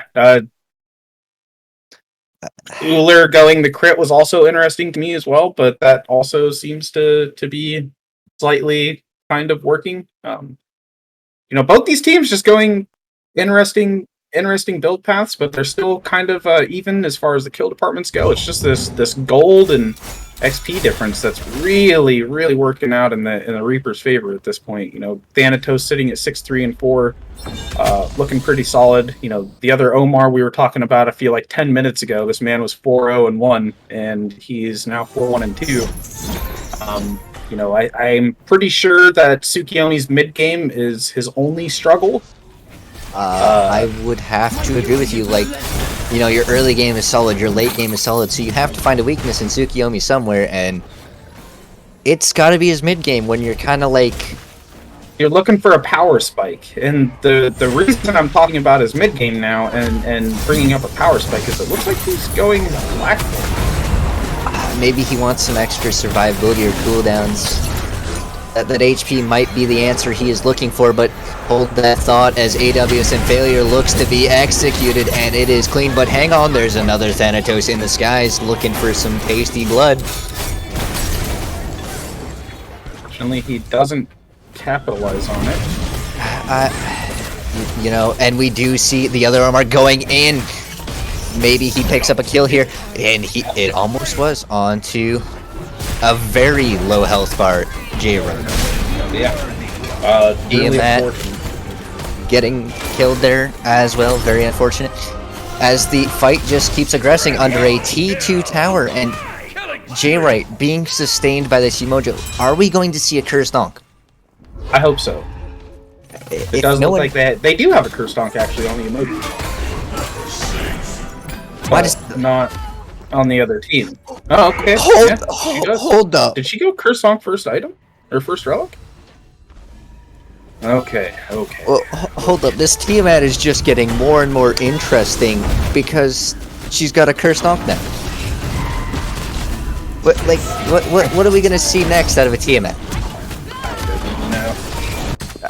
I looked, obviously it's not my job to point out, what mistakes people are, well, I guess it kind of is, but, I don't want to rag on anybody too much, but I do honestly feel like the Suki going Blackthorn here at a point where his game is at his weakest point, arguably. The Tiamat having a solid mid to late game is really getting slowed down by this Emperor's armor. I think if itemization was prioritized here a little bit better, I think that they may be in a better position. I could be wrong. Maybe Blackthorn third item on Tsukiyomi when his game is the weakest is the way to go. You want, like you were saying, a little bit of survivability.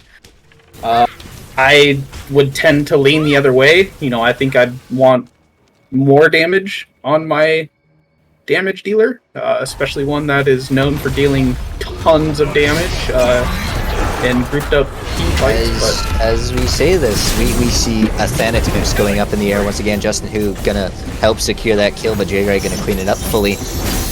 The Yamaja ult is good as there's a D-transformation. Hold that thought. It was actually J-Right turning into the Thanatos. But we do see the other Omar ulting in, picking up the kill onto Justin Who. Very nice. Because guess who's back in this game? the other Omar opting to leave, as we do see Suboptimal finally popping his ult there and, you know, getting a free get-out-of-jail-free card with that big L shield. And all the while this is happening, Animar is split pushing.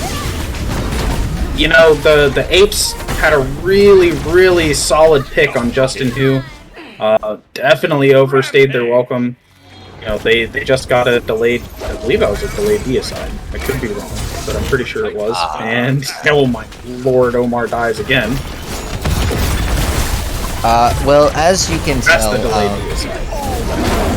as we look through the recent damage dealt here on the charts, and we see that he was one-tapped by a Uller from downtown. Yeah.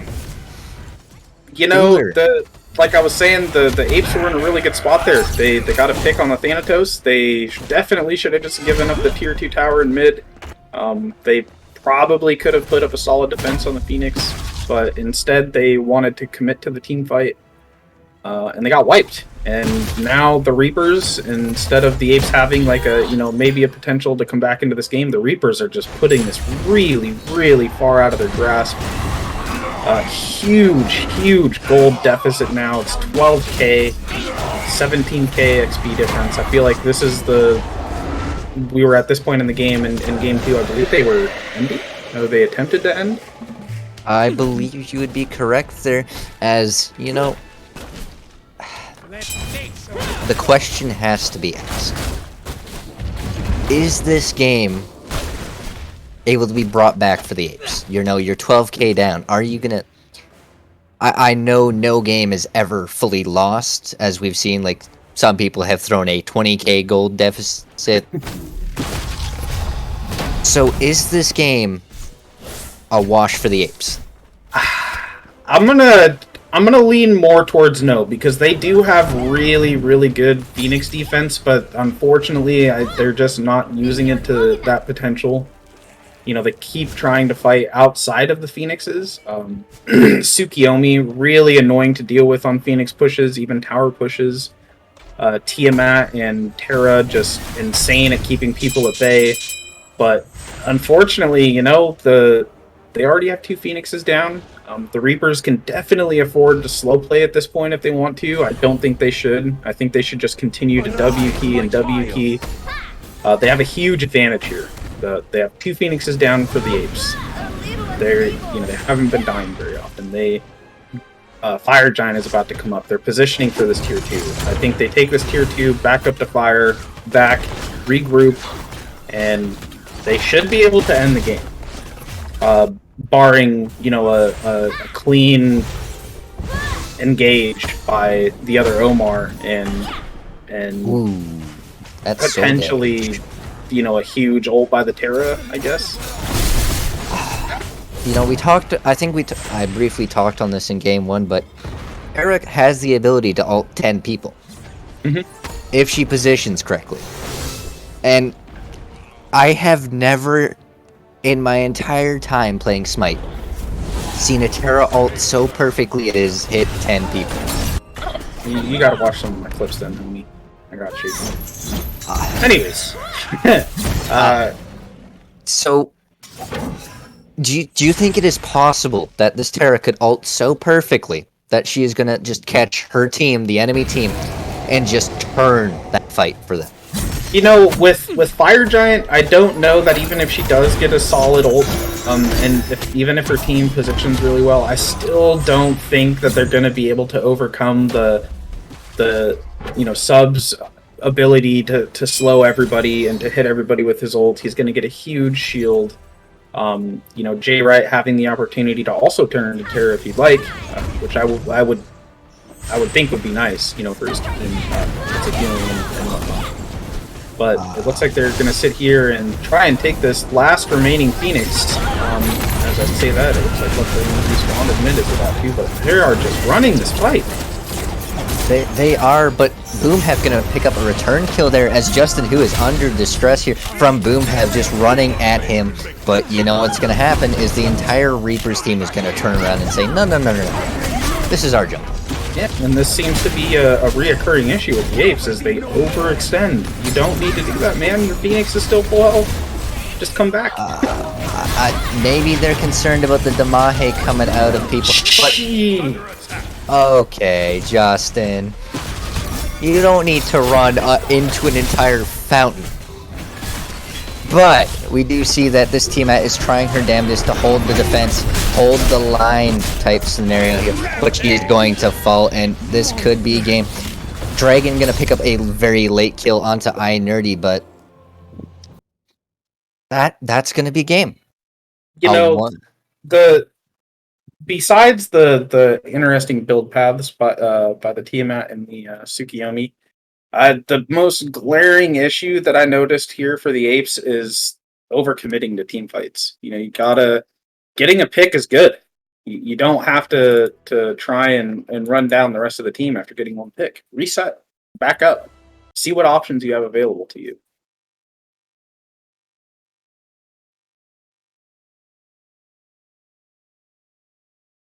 Yeah.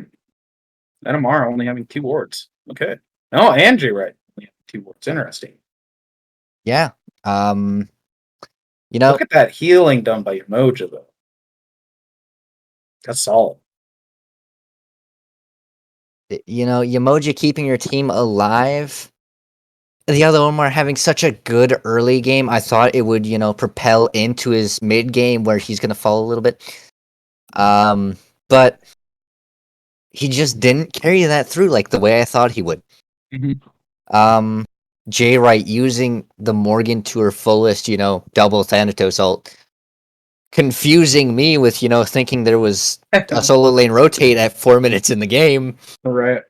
I don't like to see an enemy solo laner at my dual lane at 4 minutes in the game because that usually means that my solo lane is a wash and that they're being run at. Right. iNerdy having beautiful emoji ults, I can't say this enough, but sometimes it comes down to, just ulting perfectly, which Suboptimal did that a lot, just optimizing how much time he had before he could, have to use his big shield. Justin Hu using the execute as, a way to engage or to take someone off the board was huge. And, Uller doing Uller things by, from downtown shotting someone for no reason at all. Yeah. Jay Wright, though, this man has to be talked about. MVP, in my opinion. What god can you put this guy on that he doesn't do well? I don't know. He showed that he has an understanding of a Nike of a Thanatos. I'm curious if maybe he turned into the Tiamat. If he didn't turn into the Tiamat just because she bought Emperor's armor. Probably. I gotta give it, I gotta agree. Jay Wright MVP. This man literally was like, hey, watch this drive, guys. I'm gonna turn into a Nike at 4 minutes in the game. Yeah. No, the man was incredible. GG's, Reapers. Y'all look solid there in game 2 and 3. I think I'm gonna agree. Jay Wright. If we're gonna do an interview, maybe we get him in here for one. Yeah. Sure.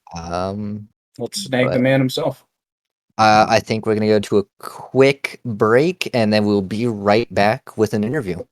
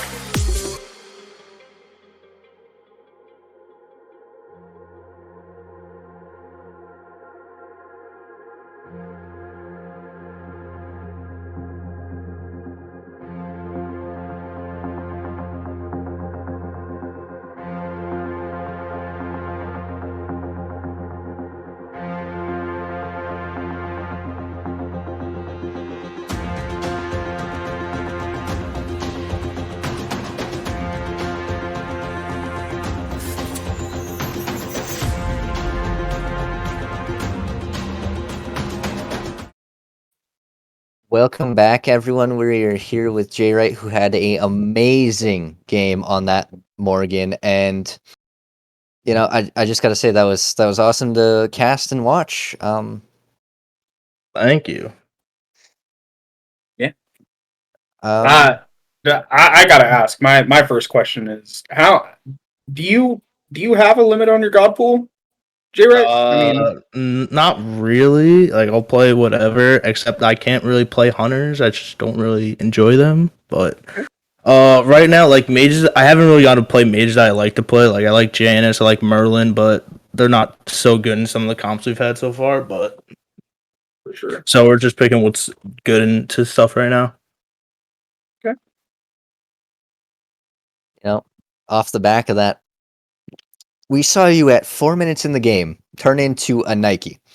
What? Why? Like, did you just think, hey, I want another health shield or what? Nike's OP. But nah, so turning to Nike early, I mean, it does decent amount of damage, and they're all slowed, and they don't really expect it. Like, I could bait them. Like, the Tsukiyomi, he ulted me, I turned into the Nike, and I ulted him, and then he got baited into the fight, and then he kind of just died, and we won the fight. No. My next question, I'm not trying to BM anybody. I'm sorry if I hurt anybody's feelings, but I happened to notice that the enemy team had built the Emperor's armor. Would you? Is that something that's going around nowadays, or what's the? I don't think so. I don't really know what that was. I think it might have been kind of meme, because I mean, he also built an Ankh, which I mean, yeah, an Ankh would have been good on their team, but I don't know why he built it. That was my thought process as well. So. Well, that's all my questions. All right. Do you have any shout outs you want to give to anyone? Sure, I got 2 shout outs. I got one for Chef, he stinks, he's washed, and then the other one is for Metamorphic. He told me to say water. Okay. And that's it. Water. Okay. Well, that's gonna be the cast for tonight. We do have some casts going on tomorrow. I believe it is going to be the minor set of the Ferryman versus the Frost Foxes. So keep your ear out for that. But have a good night, everyone. Yeah. Thanks for showing up, Jarrett. No problem. Have a good one. You too.